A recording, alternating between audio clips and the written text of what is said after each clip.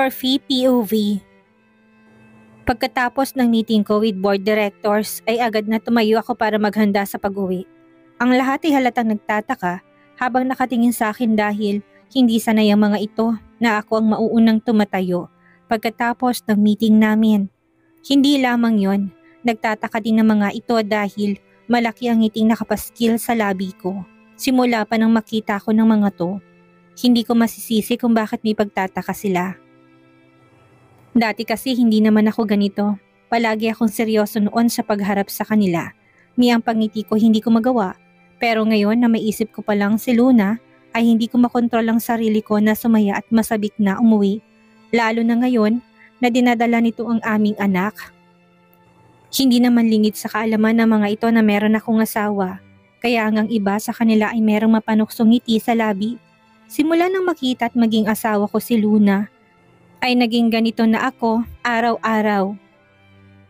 Palaging may ngiti sa labi at nagmamadaling umuwi ng bahay.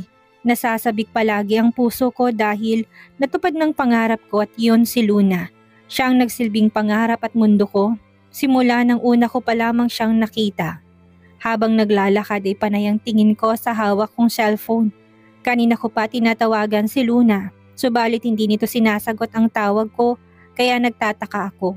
Kaya naman ang tinawagan ko yung landline sa bahay. Naku sir, umalis po si Ma'am Luna kasamang kaibigan niya kanina pa hong umaga. Nagpunta ho sila ng ospital. Pagbibigay alam ni Manang Mercy sa akin. Biglang pagsalakay ng kaba sa dibdib ko sa hindi malaman na dahilan. Hindi si Luna ang tipo na hahayaan na mag-ring lang ang cellphone.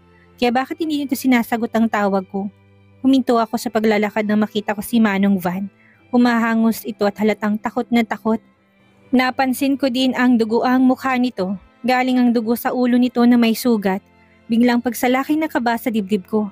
Sir, si Ma'am Luna ho, may dumukot sa kanya. Sambit nito sa garalgal na boses. Pinanlamigan ako ng katawan sa aking narinig. No, ng utak ko. Hindi matanggap ng sistema ko ang mga sinabi nito. Paroon at parito ang lakad ko habang naghihintay kami ng tawag mula sa taong dumukot kay Luna. Subalit 6 na oras na ang nakakalipas ay wala pa rin kaming tawag na natatanggap. Shit, hanggang ngayon ba ay wala pa rin kayong lead kung sino kumidnap sa asawa ko? Galit kong bulyaw sa mga kapulisan. Gawin niyo ng maayos ang trabaho niyo. Hindi yung ang bagal niyong kumilos. Hindi ko magawang kumalma sa kabila ng pagpapakalma sa akin ng mga kaibigan ko. Paano ko kakalma kayong hindi ko alam kung nasaan si Luna?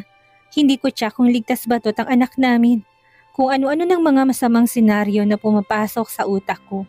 Paano kung sinaktan to? Paano kung may nangyaring masama dito sa anak naming dalawa? Malakas kong sinuntok ang mesa na nasa harapan ko dahil sa aking naisip.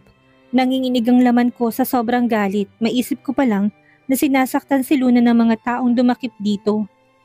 Habang kinakausap nila Geoff at Blue ang mga pulis ay inaalo naman ako ni King at Dalton.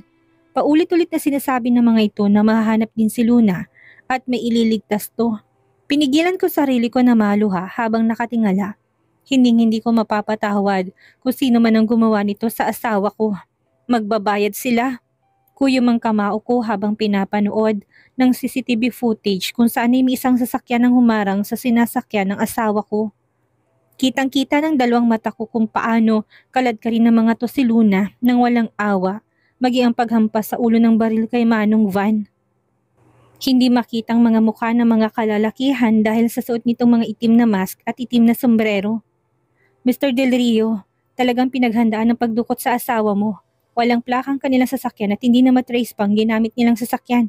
Maging ang mga CCTV sa buong lugar ay borado na, maliban sa CCTV footage na kuhang ito. Salaysay ng pulis. Pero huwag kayong mag-alala, Mr. Del Rio. Gagawin namin ang lahat para mahanap ang asawa mo. Wika ng pulis. Hindi ko na nagawa pang pigilin ang luha ko. Tuluyan na ako naluha sa labis sa takot at pag-alala para kay Luna. Oh God, bakit nangyayari ang lahat ng ito sa amin? Piping usal ng utak ko. Umiiyak na dumating sa mansyon ng kaibigan na sinamahan ni Luna sa ospital na Victoria ang pangalan. Halatang sobra itong nag-aalala kay Luna. Sorry po Mr. Del Rio, kung alam ko lang na mangyayari to hindi na sana ako humingi ng tulong kay Luna. Dahil sa akin napahamak siya, lumuluhang lumuhod ito habang patuloy sa pag-iyak. Hindi ko mapapatawad ang sarili ko kapag may nangyaring masama sa kanya. No, hindi mapapahamak si Luna.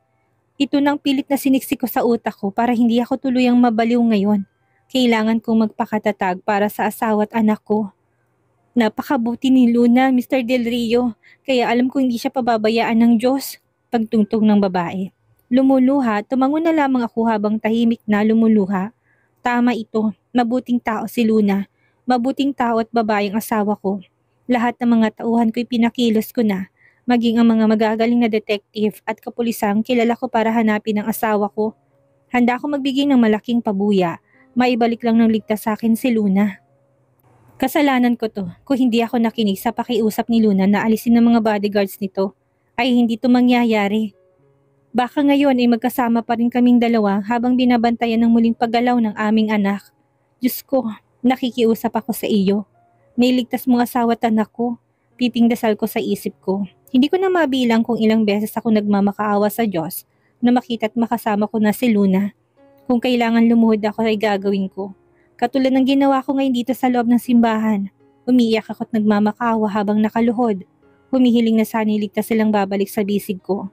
Hindi ko kayang mawala si Luna at ang anak namin. Si Luna ang buhay ko. Hindi ko kayang mawala siya sa buhay ko. Lumipas ang 24 oras pero hindi pa rin natutunton ang kinaroonan ng asawa ko. Maging ang mga taong kumidnap sa kanya hindi pa rin nakikilala. Kaya naman halos mabaliw na ako. Bawat pagdaan ng oras, minuto, segundo, ay parang mawawala na ako sa katinuan. Hanggang ang 24 oras ay naging 2 araw at naging 1 linggo. Anumang oras ay tuluyan na yata akong mababaliw. Mr. Del Rio, may lead na kami kung nasa ng asawa mo. Humahangos na imporma sa akin ng pulis. Nabuhayan ako ng loob sa narinig.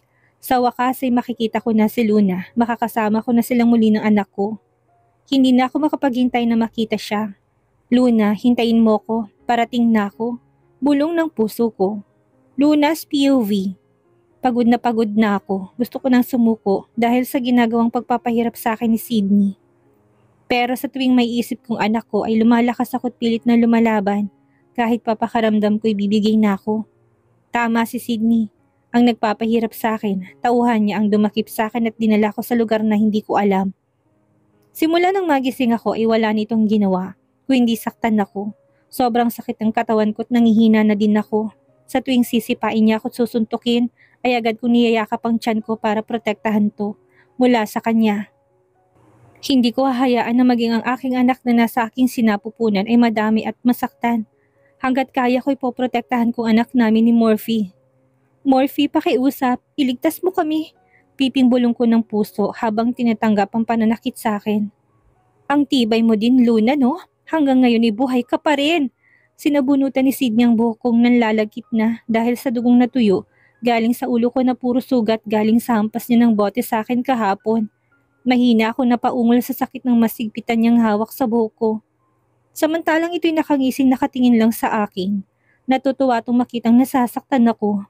Nanlaki ang mata ko na makitang naglabas to ng baril. Sydney, maawa ka sa amin ng anak ko. Hindi tamang gagawin mo. Masamang pumatay ng tao. Sa 1 linggo ng paghihirap ko sa kamay niya ay ngayon lamang siya naglabas ng baril. Kaya naman mas nakaramdam ako ng takot ngayon para sa amin ng anak ko. Tumahimik ka. 1 putok ang pinakawalan nito sa itaas kaya naman napapitlag ako sa labis na takot. Sa tingin mo, narito ka ngayon para maawa ako sa'yo? At naisip kong mali ang pumatay ng tao? Malakas na humalakak to. Hindi mali ang pumatay ng tao, Luna. Hindi ba, Nancy? Namilog ang mga mata ko nang makitang pagpasok na nakangising si Nancy. Katulad ni Sydney, meron din itong hawak na baril. Sa paningin ko ngayon ay para silang demonyo na nasa harapan ko. Bakas ang kasiyahan sa mukha nila at pagkasabik sa nakikitang kalagayan ko. Ibang klase silang dalawa. Gawa ba sa bakal ang mga puso nila? Hindi ba talaga bawal sa kanilang pagkitil ng buhay ng tao? Ganito ba sila kasama? Bakit ginagawa niyong lahat ng ito sa akin? Ano bang naging kasalanan ko sa inyo? Bakit ang lupit niyo sa akin? Luha ng mukha na tanong ko sa kabila ng takot ko. Gusto kong maliwanagan, gusto kong malaman kung bakit sila nagkakaganito. 1 sampal lang tumama sa pisngi ko, nalilisik ang matangay ni Sydney. Habang nakatingin sa akin, muli pinadapo niyang kamay sa pisngi ko para sampalin ako. Kung hindi lang ako buntis ay lalaban ako. Kaya ko ipagtanggol ng sarili ko kung pisikalan lang. Pero hindi ako pwedeng lumaban dahil baka mapahamak ang anak ko. Lord, tulungan niyo po ako. Umiyak ng dasal na kalooban ko. Inagaw mo sa akin si Morphe. Sa akin lang siya at hindi sa'yo. Ang tagal kong naghintay na mahalin niya ako pero dahil sa'yo hindi na mangyayari yon. Mga agaw kang hampas lupa ka. Galit na galit at nag-aapoy ang mga matang wika ni Sydney. Pero magkapatid kayo at hindi ka rin mahal ni Morphe. Git ko. Alam kong stepsister siya ni Morphe dahil sinabi sa akin ng asawa kong bagay na yun sa akin. Pero ngayon narinig ko mismo sa labi ni Sydney na mahal nito si Morphe ay nabigyan ako ng linaw ngayon. Kaya pala galit na galit to sa akin. Mas lalo lamang nalisik ang mata ni Sydney sa sinabi ko. Hindi ko siya kapatid, kaya pwede kaming magmahalan. Pero akong mahal niya at hindi ikaw. Kaya please, tama na Sydney. Napahiyaw ako sa sakit ng sipain ako ni Nancy sa tagiliran ko. Nakaramdam ako ng takot hindi para sa sarili ko, kundi para sa anak ko. Dahil ngayon ay nakaramdam ako ng hilab sa tiyan ko.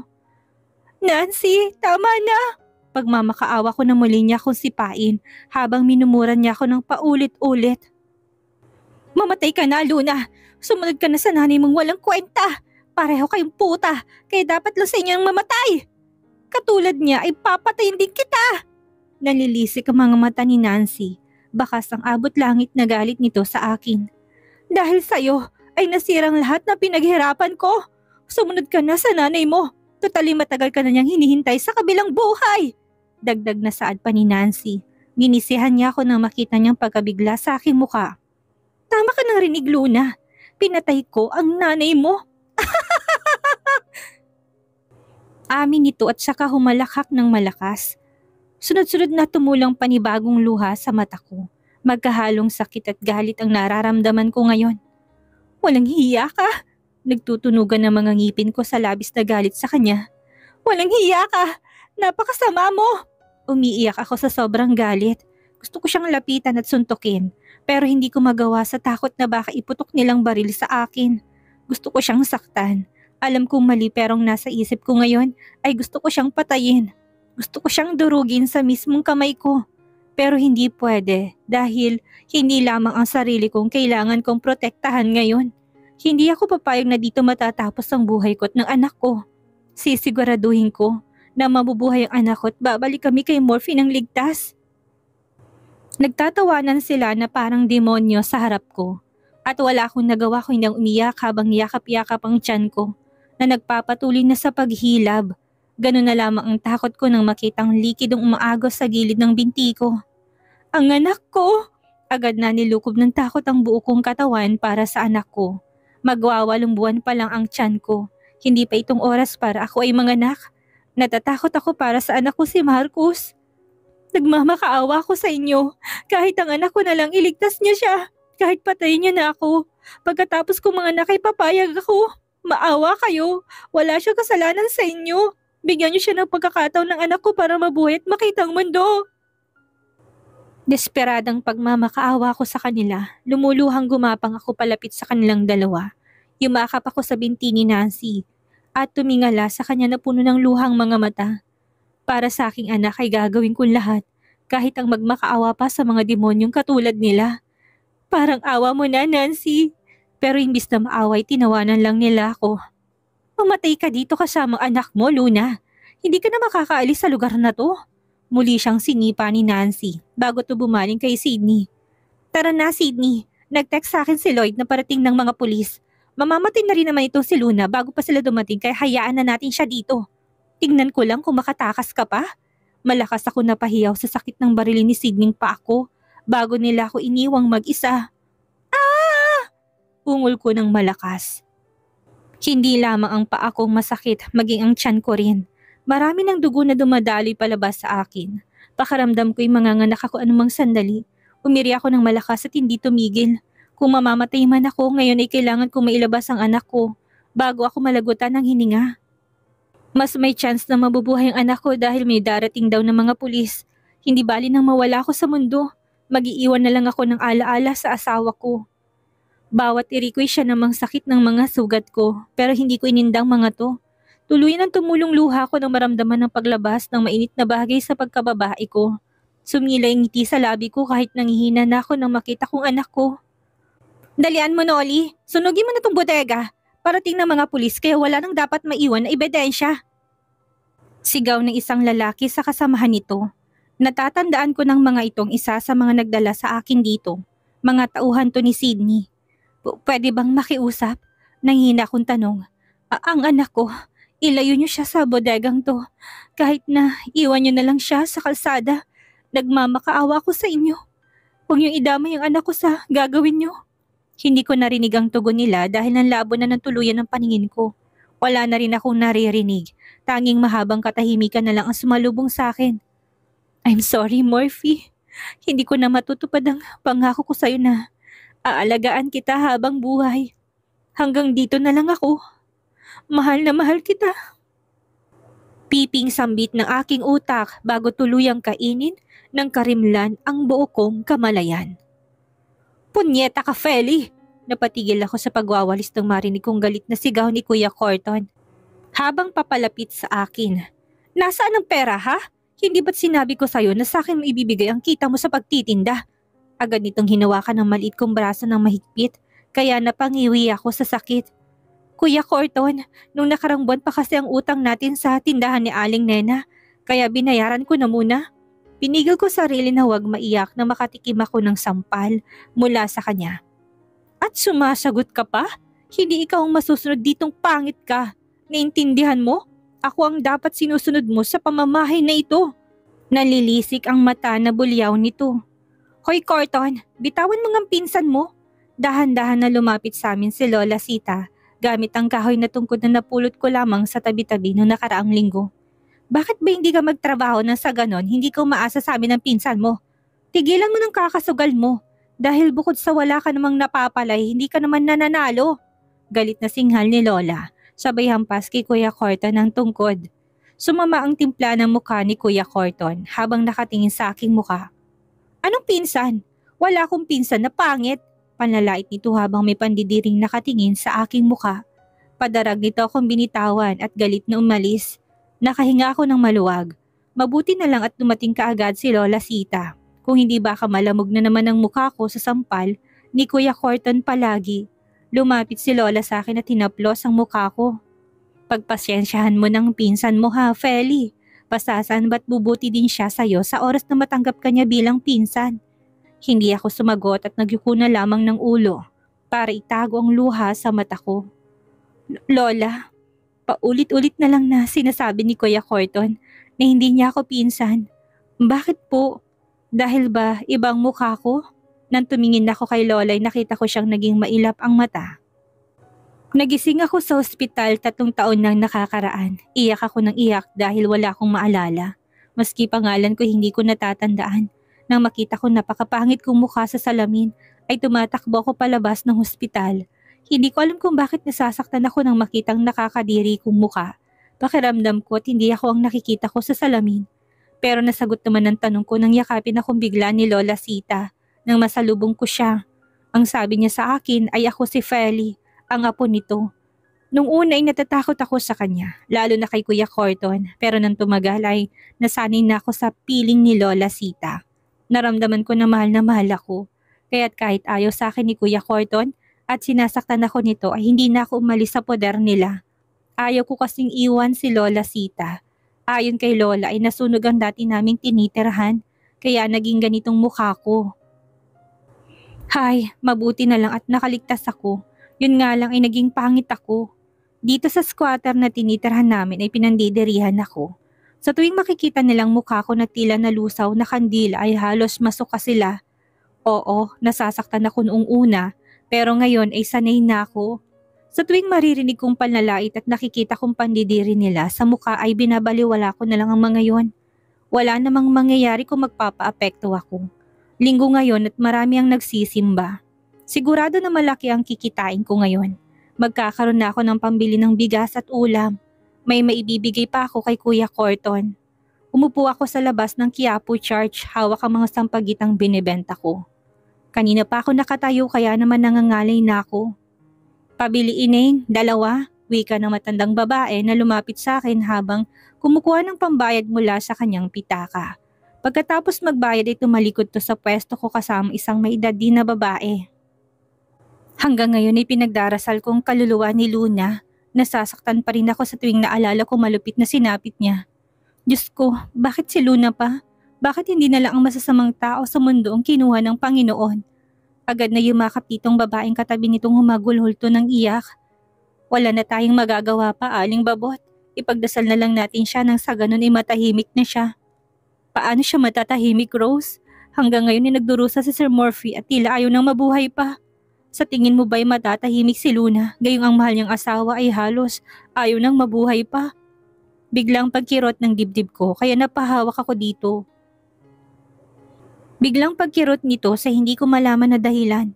Bakit parang nasasaktan ako nang marinig kong pangalang binanggit niya? Naramdaman ko rin ang pagtalo ng puso ko. Bakit? Natigilan ako nang maramdaman ng mainit na likidong tumulo galing sa aking mga luha. Bakit lumuluha ako? Agad na pinahid kong luha ko. Sa dinami-dami ng taong nagsisimba at nagpupunta dito sa simbahan, iba't ibang istorya ng aking naririnig. Pero ngayon lamang ako naluha dahil sa istorya ng iba. Napabuntong hininga na lamang ako at nagpatuloy na sa pagbebenta ng sampagita. Miss, pabili, nagmamadaling wika ng babae na kararating lang. Ilan po? Magalang kong tanong. Umawang ang labi ng babae na marinig ang boses ko. Nabitawan pa nitong mga bariyang hawak nito. Luna? Pumilig ang ulo ko. Miss, ang sabi ko, ilan bang bibilhin mo? Ako nang dumampot ng mga barya niya. Binilang ko pa kung magkano ito bago inabot sa kanya. Naitakip nitong 2 kamay sa mukha habang umiiyak. Shit naman, sinabi ko nang hindi na ako iiyak eh. Pero hindi ko mapigilan. Nakaramdam ako ng awa sa kanya. Mukhang ang lungkot kasi niya ngayon. Katulad ng 2 matandang babae kanina. Pasensya ka na ha. Kaboses mo kasi yung kaibigan ko nasa langit na. Sabi ng babae matapos pahirin ng luha. Sa sobrang buti niya, maaga siyang kinuha ni Lord. Muli na naman tong naiyak. Kainis naman, naiiyak na naman ako. Sino kayang babaeng may sunog na mukha? Bakit ka boses to ni Luna? Patay na nga kaya si Luna? Yan ang ating aalamin sa susunod nating kabanata.